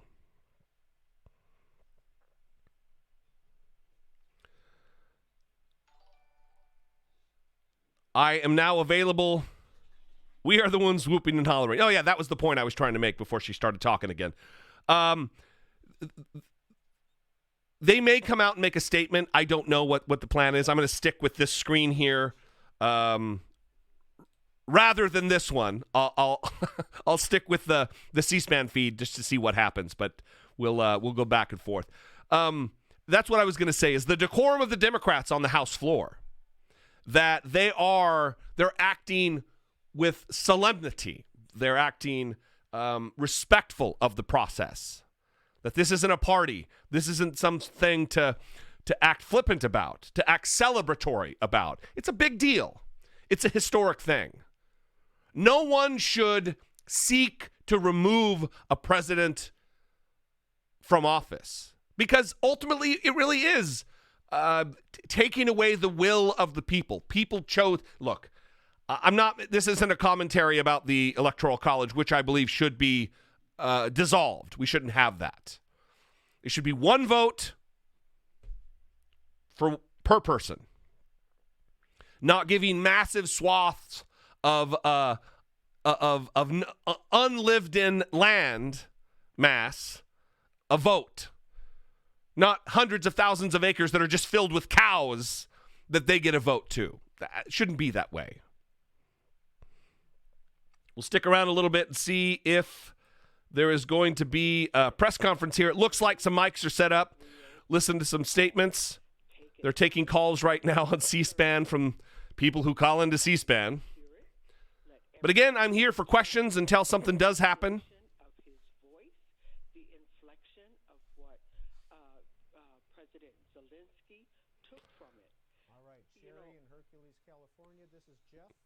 So the trial in the Senate will be rigged because of the Republican majority, but the House vote is not because the Democrat majority. Interesting.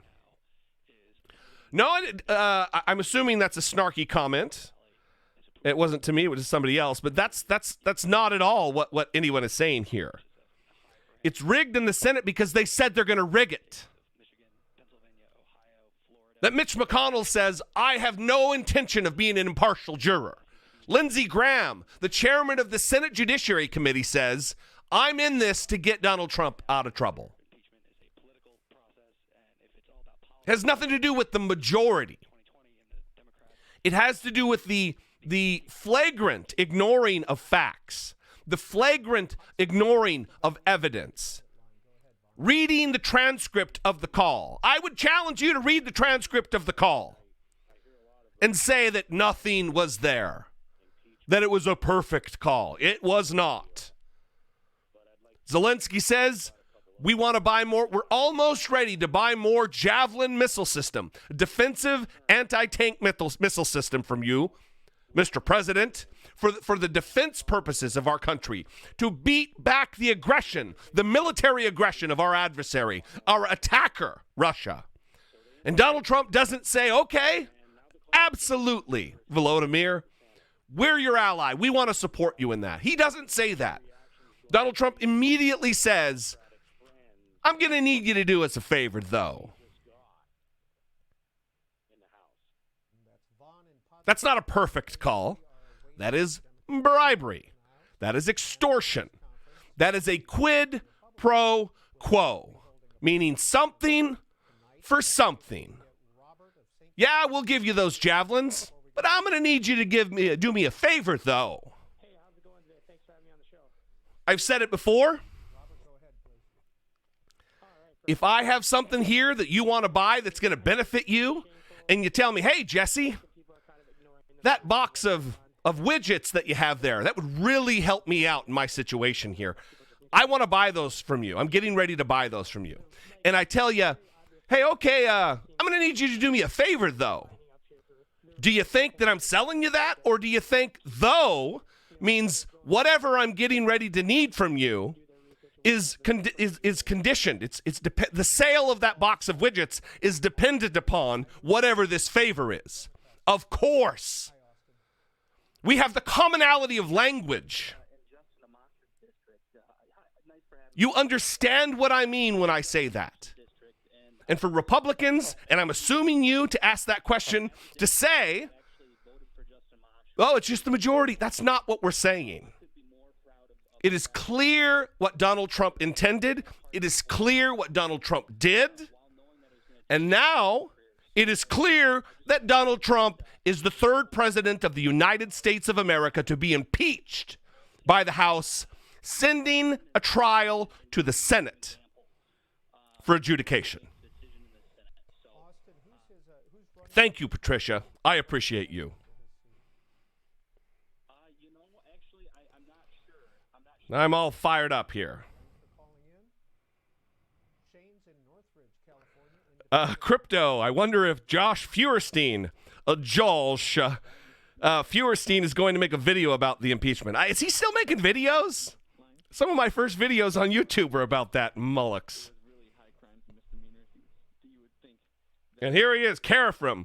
In fact, your rant about quid pro quo is even more laughable based on the fact that Trump is not even being impeached for quid pro quo.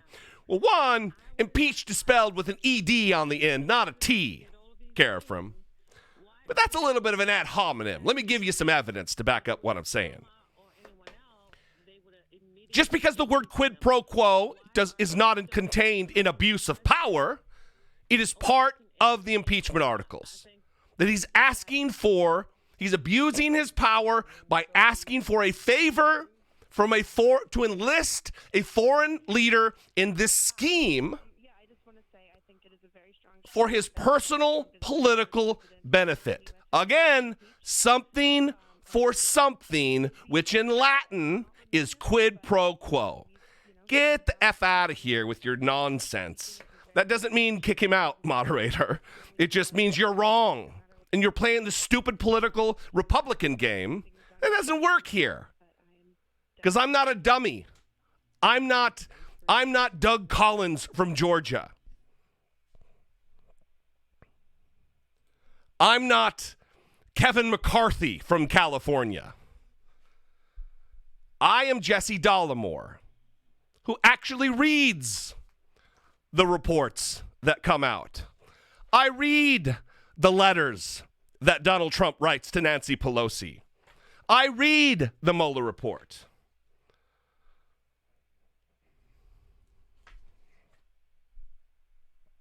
Sorry, get fired up, everybody. I don't know if that's what you signed up for, but that is what you got. Yeah, Doug Collins, Lyndon, he's a tough one for sure. Doug Collins from Georgia, who did not get the Senate seat. that was supposedly he was directed to get by Donald Trump. The governor decided not to.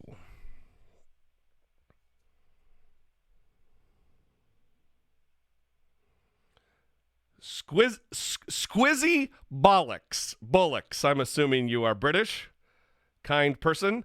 The transcript is edited, so what did they leave it?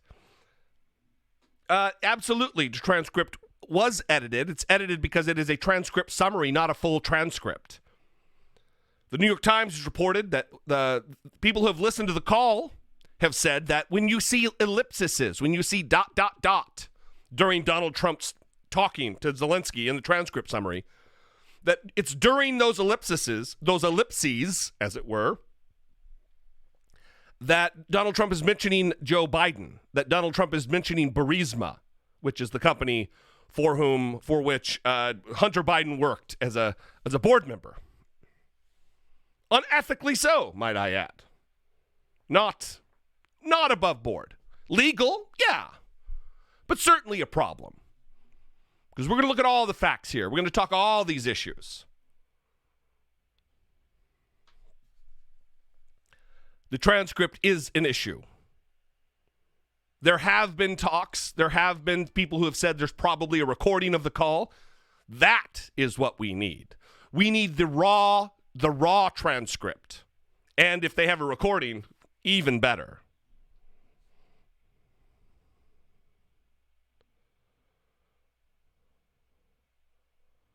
Thank you, CJ. I'm not sure how to say your name. I'm sorry. Jen Rhodes. Funny how no one worried that we would start shooting if impeachment failed.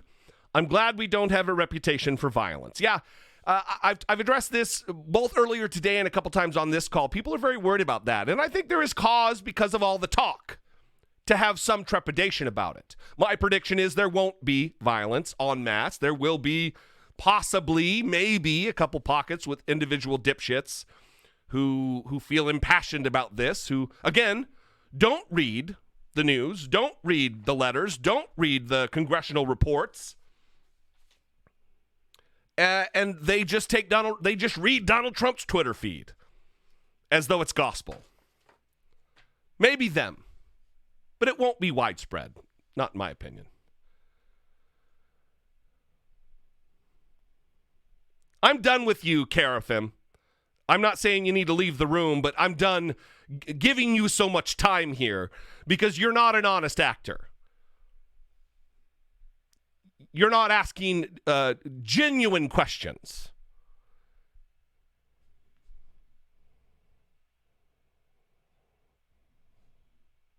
Metalhead hippie. Metalhead hippie. Are hippies metalheads? You might be a unicorn. You might be a unicorn. Great commentary, Jesse. Out with Despot Donnie. Chicken brown cow. Not sure what that other thing was, but thank you for the super chat. We appreciate it. If Trump was so concerned about corruption surrounding Burisma and the Bidens, why didn't he withheld the funds in 2017 and 2018? The only thing that changed was Biden started his run. That is exactly right. And Republicans want to talk about this and say that, well, he released the money. What does it matter? It matters because of timing, because it's common sense that when you get busted doing what you're doing, that you make it right. Oh, shit, I got to change this before I get caught. Real caught. As soon as they learned about the whistleblower report, they released the aid. As soon as they found out about the whistleblower report, he told Sondland on the call, no quid pro quo. Nobody even talked about quid pro quo. And Donald Trump said, no quid pro quo.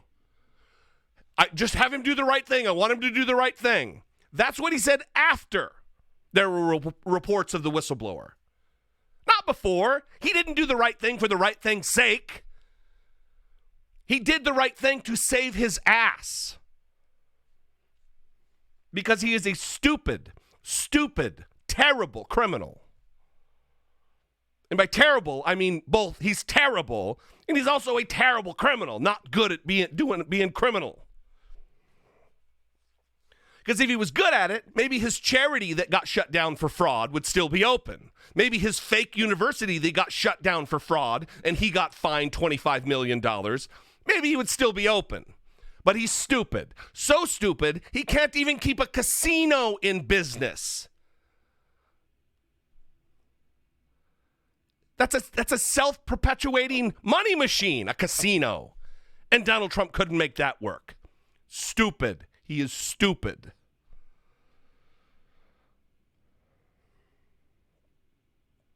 Anyway, I'm going to end this. So thank you all for joining me. This was a historic day for the United States of America. We will follow this going forward. I want to thank you all for all of your support. If you're watching now and you haven't subscribed to my channel, I'm starting to do more live streams. It's not something I do all the time. I host the Dollemore Daily, the shirt that I'm wearing right now. I also host about a once a week question and answer show called One More Thing. You can reach out and ask a question. I have a voicemail line. It is 714-576-4054. I also have the email address to which you can email regular emails, or you can email a voice memo from your smartphone to one more thing at dollemore.com. That's all written out words, no numbers in there. One more thing at dollemore.com. And of course, if you enjoy my content, if you appreciate my content, if you get any value whatsoever from my content, and if that coincides with you being in a financial position to easily, not make it a stress, not make it have to be budgeted in, but if it's an easy thing for you to support my channel by becoming a channel member, I would encourage you to consider it. There should be a button down there. You click join. If you're on your iPhone, I don't think it works still. You have to actually log on to your desktop to see the join button.